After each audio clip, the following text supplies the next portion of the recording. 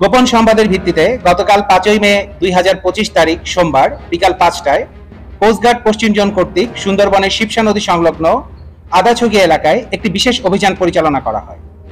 অভিযান পরিচালনা করে উক্ত এলাকা হতে 2টি একনলা বন্দুক, একটি শর্টগান, একটি খেলনা বন্দুক, অস্ত্র তৈরির সরঞ্জামাদি, 23 রাউন্ড তাজা কার্তুজ, 204 রাউন্ড ফাঁকা কার্তুজ, 9টি দেশীয় অস্ত্র, 4টি কুড়াল, 7টি করাত, 10টি রড, 5টি হাতুড়ি, একটি সোলার, 28টি মোবাইল সহ 11টি ওয়াকি টকি, চার্জার এবং 2টি কাঠের নৌকা সহ সুন্দরবনের কুখ্যাত ডাকাত করিম শরীফ বাহিনীর অন্যতম 2 সহযোগী মোহাম্মদ সাদ্দাম খান এবং মোহাম্মদ আব্বাস মোল্লাকে আটক করা হয়।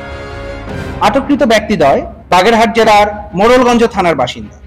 প্রাথমিক জিজ্ঞাসাবাদে জানা যায় আটককৃতরা দীর্ঘদিন যাবৎ কুখ্যাত ডাকাত করিম শরীফের সঙ্গে ডাকাতি এবং ডাকাত দলকে অস্ত্র, গোলাবারুদ ও রসদ সরবরাহ করে সহযোগিতা করে আসছে। কোস্টগার্ডের এ ধরনের সাহসী অভিযানের ফলে সুন্দরবন অঞ্চল ধীরে ধীরে জলদস্যু মুক্ত এবং ডাকাত মুক্ত হয়ে উঠছে। এই অভিযানের মাধ্যমে উপকূলীয় এলাকার জেলে ও মাছ শিকারীরা এখন নির্বিঘ্নে ও নিরাপদে তাদের জীবিকা নির্বাহ করতে পারছে। বাংলাদেশ কোস্টগার্ড আইন শৃঙ্খলা রক্ষার্থে উপকূলীয় ও নদী তীরবর্তী অঞ্চলে 24 ঘণ্টাব্যাপী টহল কার্যক্রম এবং বিশেষ অভিযান অব্যাহত রেখেছে, যার ফলে এসব অঞ্চলে আইন শৃঙ্খলা পরিস্থিতি অনেকাংশে উন্নত হয়েছে। সুন্দরবনকে দস্যুমুক্ত করতে কোস্টগার্ডের এই ধরনের অভিযান ভবিষ্যতেও অব্যাহত থাকবে। একনল হ্যান্ড ওয়াশ 100% প্যারাবেন ফ্রি, তাই নিরাপদ হাতের জন্য আস্থা রাখুন একনলে।